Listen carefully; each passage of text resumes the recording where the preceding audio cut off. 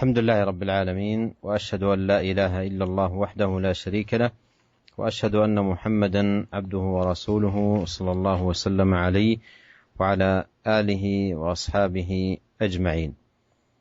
أما بعد، يواصل الإمام النووي رحمه الله تعالى إيراد الأدلة في باب الإخلاص وإحضار النية في جميع الأعمال والأقوال والأحوال البارزة والخفية. أورد رحمه الله تعالى حديث أبي إسحاق سعد بن أبي وقاص رضي الله عنه، وهو أحد العشرة المشهود لهم بالجنة رضي الله عنهم. قال: جاءني رسول الله صلى الله عليه وسلم يعودني عام حجة الوداع من وجع اشتد بي، فقلت: يا رسول الله، إني قد بلغ بي من الوجع ما ترى، وأنا ذو مال ولا يرثني إلا ابنة لي، أفأتصدق بثلثي مالي؟ قال: لا. قلت: فالشطر يا رسول الله؟ فقال: لا. قلت: فالثلث يا رسول الله؟ قال: الثلث، والثلث كثير أو كبير. إنك إن تذر ورثتك أغنياء خير من أن تذرهم عالة يتكففون الناس، وإنك لن تنفق نفقة تبتغي بها وجه الله إلا أجرت عليها حتى ما تجعل في امرأتك. قال: فقلت: يا رسول الله، أخلف بعد أصحابي؟ قال: إنك لن تخلف فتعمل عملا تبتغي به وجه الله إلا ازددت به درجة ورفعة، ولعلك أن تخلف حتى ينتفع بك أقوام ويضر بك آخرون. اللهم أمضي لأصحابي هجرتهم ولا تردهم على أعقابهم، لكن البائس سعد ابن خولة يرثي له رسول الله صلى الله عليه وسلم أن مات بمكة. متفق عليه. هذا الحديث حديث سعد بن أبي وقاص رضي الله عنه أورده الإمام النووي رحمه الله تعالى في كتاب الإخلاص والنية، لقول النبي صلى الله عليه وسلم لسعد: وإنك لن تنفق نفقة تبتغي بها وجه الله إلا أجرت عليها حتى ما تجعل في امرأتك. وهذا فيه ثمرة النية الصالحة واحتساب الأجر عند الله عز وجل، فيكون النفقة التي تكون من العبد كل يوم على أهله وأولاده وسعيه في جلب الرزق لهم وإحضار الطعام، كل ذلكم إذا احتسبه وصلحت نيته فيه بينه وبين الله تبارك وتعالى أجر عليه. وهذا فيه ثمرة النية، لأن النبي عليه الصلاة والسلام قال: وإنك لن تنفق نفقة تبتغي بها وجه الله إلا أجرت عليها حتى ما تجعل في امرأتك. فكل هذه الأعمال إذا قام بها العبد يبتغي بها وجه الله سبحانه وتعالى أجر عليها. ففي الحديث ثمرة النية الصالحة وأثرها المبارك. Bismillahirrahmanirrahim. Alhamdulillah. Segala puji dan syukur kita panjatkan kehadirat Allah Subhanahu wa taala. Kita bersaksi bahwasanya tidak ada sembahan yang berhak untuk diserahkan peribadatan kecuali Allah Subhanahu wa taala, penguasa alam semesta ini, dan kita bersaksi bahwasanya Muhammad adalah Rasul Allah dan hamba Allah. Semoga salawat dan salam senantiasa tercurahkan kepada beliau dan juga kepada keluarga beliau serta kepada seluruh sahabat beliau tanpa terkecuali. Para pendengar yang dirahmati oleh Allah Subhanahu wa taala, Al-Imam Nawawi rahimahullah masih meneruskan menyebutkan hadis-hadis yang berkaitan dengan masalah niat yang beliau bawakan dalam bab Al-Ikhlas wa Ihdharun Niyah, bab tentang keikhlasan dan menghadirkan niat dalam segala amalan, dalam segala perkataan, dalam segala kondisi baik yang nampak maupun yang tersembunyi. Dan beliau membawakan hadis dari Abu Ishaq Sa'ad bin Abi Waqqas radhiyallahu taala anhu, salah seorang sahabat yang telah dipersaksikan oleh Nabi sallallahu alaihi wasallam di antara 10 orang yang dipersaksikan oleh Nabi sallallahu alaihi wasallam masuk ke dalam surga. Di antaranya adalah Sa'ad bin Abi Waqqas, Abu Ishaq. Beliau berkata radhiyallahu ta'ala anhu, bahwasanya datang Rasulullah sallallahu alaihi wasallam datang kepadaku menyungukku, yaitu tatkala Sa'ad bin Abi Waqqas dalam keadaan sakit. Ama hajatil wada. Tatkala itu Rasulullah sallallahu alaihi wasallam ya di tahun mereka sedang melaksanakan haji wada, kemudian Sa'ad bin Abi Waqqas dalam keadaan sakit, maka dijenguk oleh Nabi sallallahu alaihi wasallam karena rasa sakit yang amat parah yang dialami oleh Sa'ad bin Abi Waqqas. Maka Sa'ad bin Abi Waqqas berkata kepada Rasulullah, "Wahai Rasulullah, inni qad balagha bi minal waja' ma tara." Sungguh engkau telah melihat aku benar-benar sakit sebagaimana yang kau lihat, sakit yang amat parah. Dan saya memiliki harta yang banyak. Dan tidak ada yang menjadi ahli warisku kecuali cuma seorang putriku saja. Apa atasaddaqu bi thulutsai mali? Jadi Sa'ad bin Waqqas mengatakan hartaku banyak sementara ahli waris cuma seorang putri. Maka apakah aku mensedekahkan 2/3 hartaku? Maka kata Nabi sallallahu alaihi wasallam, "La." Jangan. Qultu fasyatru ya Rasulullah. Maka kata Sa'ad bin Abi Waqqas, "Kalau begitu aku sedekahkan setengah hartaku wahai Rasulullah." Faqala la, kata Rasulullah sallallahu alaihi wasallam, "La, jangan." Qultu fathuluth ya Rasulullah. Kalau begitu aku sedekahkan 1/3 hartaku wahai Rasulullah. Kata Rasulullah, "Ats-tsuluts wa tsulusu katsir." Iya, boleh 1/3 dan 1/3 itu sudah banyak, ya. Au kabir atau besar, 1/3 itu adalah harta yang besar. Kemudian kata Nabi sallallahu alaihi wasallam kepada Sa'ad bin Abi Waqqas, "Innaka in tadhara warathataka aghniya khairun min an tadharahum 'alatan yatakaffafuna an-nas." Wahai Sa'ad bin Abi Waqqas, sungguhnya engkau meninggalkan ahli warismu dalam keadaan berkecukupan, itu lebih baik daripada engkau meninggalkan mereka dalam keadaan kesulitan, mengandahkan tangan mereka meminta kepada manusia. Wa innaka lan tunfiqa nafaqatan tabtaghi biha wajha Allah illa ujirta 'alaiha hatta ma taj'alu fi imra'atik. Kemudian kata Nabi sallallahu alaihi wasallam, "Wahai Sa'ad bin Abi Waqqas, sungguh tidaklah engkau mengeluarkan nafkah apa saja dengan mengharap wajah Allah Subhanahu wa taala, dengan niat yang tulus mengharapkan wajah Allah Subhanahu wa taala, kecuali engkau akan diberi ganjaran oleh Allah Subhanahu wa taala.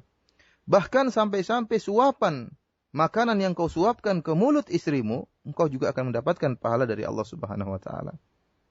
Kemudian kata Sa'ad bin Abi Waqqas, "Wa qultu ya Rasulullah, ukhallafu ba'da ashabi." Wahai Rasulullah, apakah aku akan ditinggalkan di Mekah sementara para sahabatku akan kembali ke Madinah bersama engkau, ya, setelah melaksanakan haji wada, apakah mereka akan kembali ke Madinah sementara aku ditinggalkan di Mekah? Kata Nabi sallallahu alaihi wasallam, "Innaka lan tukhallafa fata'mala 'amalan tabtaghi bihi wajha Allah illa zadatta bihi darajatan wa rif'ah." Wahai Sa'ad bin Abi Waqqas, tidaklah engkau ditinggalkan di Mekah kemudian engkau mengamalkan amalan dengan mengharap wajah Allah Subhanahu wa taala, engkau ikhlas dalam beramal, kecuali akan bertambah derajatmu dan akan bertambah ketinggianmu. Wala'allaka an tukhallafa hatta yantafi'a bika aqwamun wa yudarra bika akharun. Dan bisa jadi engkau tertinggal di sini di Mekah, kemudian akhirnya banyak orang yang akan mendapatkan manfaat darimu, yaitu kaum muslimin, dan sebagian kaum akan mendapatkan kemudaratan darimu, yaitu orang-orang kafir. Kemudian kata Nabi sallallahu alaihi wasallam, "Allahumma amdhi li ashabi hijratahum." Ya Allah, langsungkanlah hijrah para sahabatku, wala taruddahum ala aqabihim, dan jangan engkau kembalikan mereka ke belakang mereka. Lakinil ba'isu Sa'ad bin Khawlah, akan tetapi yang menyedihkan adalah Sa'ad bin Khawlah, yartilahu Rasulullah sallallahu alaihi wasallam an mata bi Makkah, karena Sa'ad bin Khawlah ini ya disedihkan oleh Nabi sallallahu alaihi wasallam karena dia meninggal di Mekah. Hadis ini diriwayatkan oleh Al-Imam Al-Bukhari dan Imam Muslim dalam sahih mereka. Para pendengar yang dirahmati oleh Allah Subhanahu wa taala, dalam hadis ini yang jadi perhatian kita adalah sabda Nabi sallallahu alaihi wasallam kepada Sa'ad bin Abi Waqqas, "Innaka lan tunfiqa nafaqatan tabtaghi bihi wajha Allah." Ini yang jadi perhatian kita. Kata Nabi sallallahu alaihi wasallam kepada Sa'ad bin Abi Waqqas, "Tidaklah engkau menginfakkan infak apapun, namun engkau mengharapkan wajah Allah Subhanahu wa taala, kecuali engkau diberi pahala oleh Allah. Bahkan makanan yang kau suapkan ke mulut istrimu." Ini menunjukkan akan buah daripada niat yang benar, niat yang lurus, ya. Dengan tatkala seorang beramal mengharapkan wajah Allah Subhanahu wa taala. Oleh karena jika seorang kepala keluarga kemudian tiap hari dia bekerja mencari nafkah, ya, mengeluarkan keringat, membanting tulang, seluruhnya akan dapat pahala dari Allah Subhanahu wa taala kalau dia niatkan karena Allah Subhanahu wa taala untuk memberi makan, beri nafkah kepada istrinya, kepada anak-anaknya, seluruh kegiatan dia, seluruh rasa letih dia diberi pahala oleh Allah Subhanahu wa taala. Oleh karenanya, hadis ini adalah hadis yang sangat memberi harapan kepada kita, barang siapa yang mengamalkan atau mencari nafkah buat keluarganya karena Allah Subhanahu wa taala, maka dia akan mendapatkan ganjaran yang besar karena ini merupakan buah daripada niat yang lurus. وهذا الحديث فيه بيان حسن خلق النبي عليه الصلاة والسلام مع أصحابه رضي الله عنهم، فكان يزور مريضهم ويتفقد أحوالهم ويدعو لهم عليه الصلاة والسلام ويرشدهم لما فيه الخير لهم ويستشيرونه. وهذا فيه أيضا دلالة على مشروعية عيادة المريض واستحباب ذلك لما في ذلك من مؤانسته وإدخال السرور عليه. وكذلك في الحديث دلالة على استحباب استشارة أهل العلم وطلب النصيحة والتوجيه منهم، ولا سيما فيما يشكل على الإنسان، لأن سعد رضي الله عنه استشار النبي عليه الصلاة والسلام في زيارته له. وفي ذلكم في الحديث كما تقدم مكانة الإخلاص العظيمة ومنزلته العلية وما يترتب عليه من عظيم الثواب وجزيل الأجر. وفي الحديث أهمية العناية بمن يعولهم العبد من أهل وذرية، لأن النبي عليه الصلاة والسلام قال: إنك أن تذر ورثتك أغنياء خير من أن تذرهم عالة، أي فقراء يتكففون الناس، أي يسألون بأكفهم الناس، يطلبون منهم أن يعطوهم. وهذا في ضمن معناه ما يدل على الحث على الكسب، لأن قال أن تذر ورثتك أغنياء، فهذا فيه حث على الكسب وتحصيل الرزق حتى يترك مالا لأولاده لا يكونون عالة بعده فقراء يحتاجون إلى الناس، فيحرص على أن يحصل كسبا بحيث يوفر لأولاده وأهله المسكن ويوفر لهم الطعام. وهذا سعد ترك مالا وأخبر عن نفسه للنبي عليه الصلاة والسلام، قال: أنا ذو مال ولا يرثني إلا ابنة لي، أفأتصدق بثلثي مالي؟ هذا في حرص أيضا الصحابة على الصدقة والبذل في سبيل الله عز وجل. قال: لا. قلت: فالشطر يا رسول الله؟ قال: لا. قلت: فالثلث يا رسول الله؟ قال: الثلث والثلث كثير. فرغبه النبي عليه الصلاة والسلام في أن يستبقي أكثر من ثلثي ماله لورثته، وعلل ذلك بقوله: أن تذر ورثتك أغنياء خير من أن تذرهم عالة يتكففون الناس. Para pendengar yang dirahmati oleh Allah Subhanahu wa taala, dalam hadis ini menjelaskan tentang bagaimana indahnya akhlak Nabi sallallahu alaihi wasallam, di mana Nabi sallallahu alaihi wasallam memperhatikan para sahabat beliau. Nabi sallallahu alaihi wasallam mengunjungi para sahabat yang sakit. Nabi sallallahu alaihi wasallam mengecek bagaimana kondisi mereka.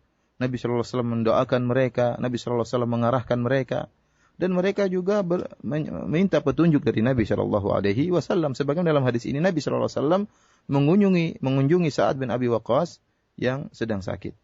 Oleh karenanya hadis ini juga menunjukkan tentang disyariatkannya kita mengunjungi orang yang sakit. Kalau ada saudara kita yang sakit, sahabat kita yang sakit, kita kunjungi. Karena hal ini tentunya akan memasukkan rasa senang, rasa gembira dalam hatinya. Menunjukkan ada sahabatnya yang perhatian terhadap dia. Dan ini sangat berpengaruh dalam kondisi kesehatan dia. Ya.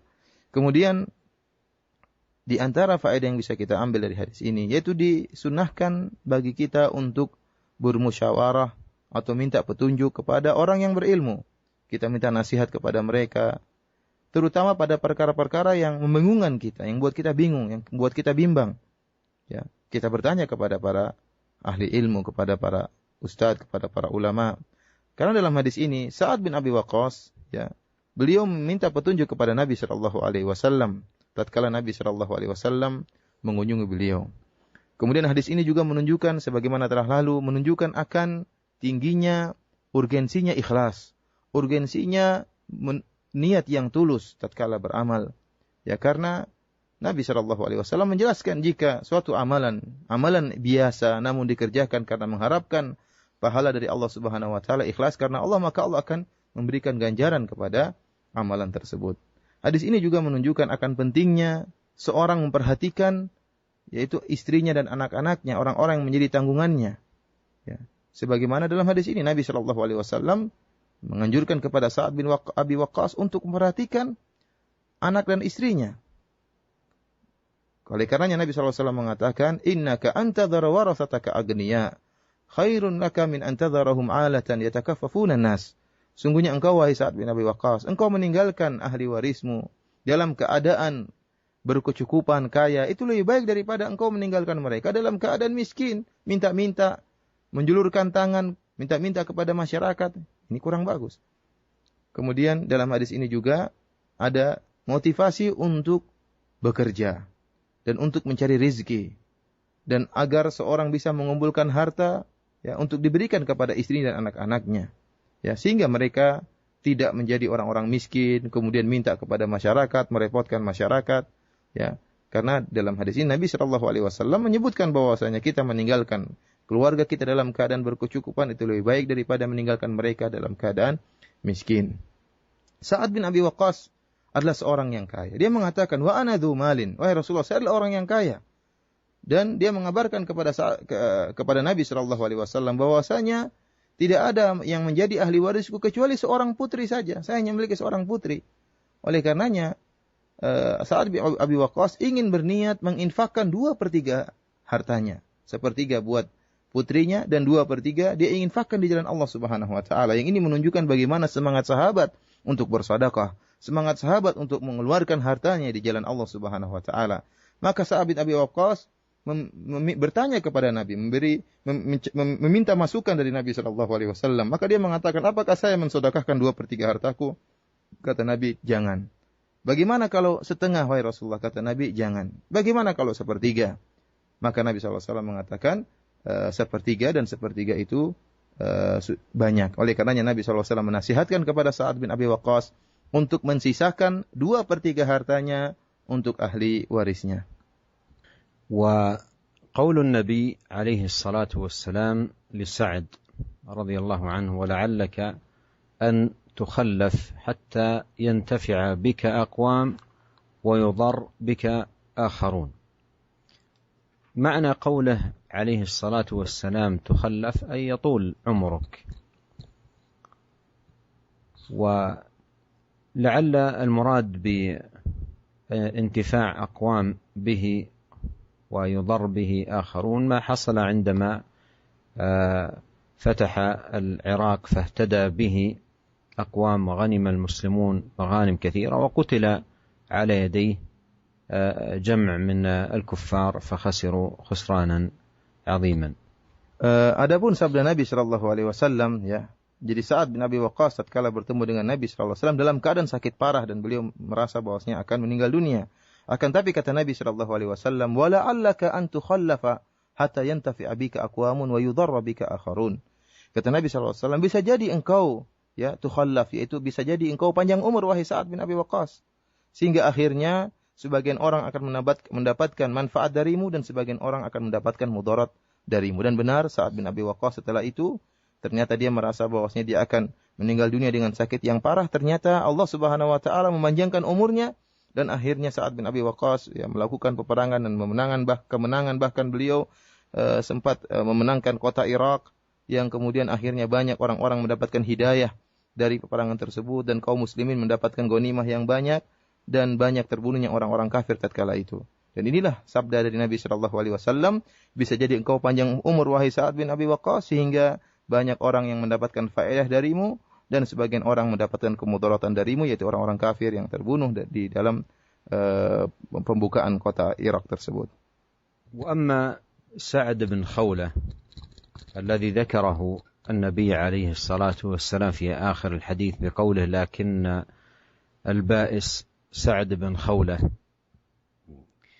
ذكر ذلك عليه الصلاة والسلام تطيبا لقلب سعد بن أبي وقاص بقبول هجرته وتتميمها وتكميلها له، وأن حاله لن تكون كحال سعد بن خولة، لأن سعد بن خولة رضي الله عنه كان من المهاجرين السابقين وشهد بدرا رضي الله عنه وأرضاه، لكنه توفي في حجة الوداع، توفي رضي الله عنه في مكة في حجة الوداع.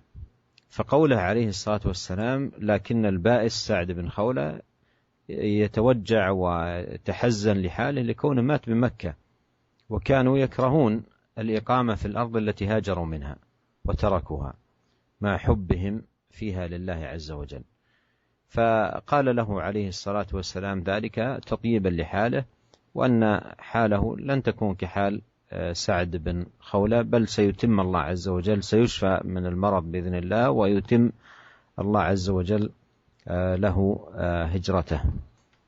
Dan di akhir hadis Nabi Shallallahu Alaihi Wasallam untuk menenangkan hati Sa'ad bin Abi Waqqas yang tatkala itu sakit parah dan khawatir meninggal di kota Mekah, maka kata Nabi Shallallahu Alaihi Wasallam, walakin al-ba'is Sa'ad bin Khawlah, yang menyedihkan adalah Sa'ad bin Khawlah.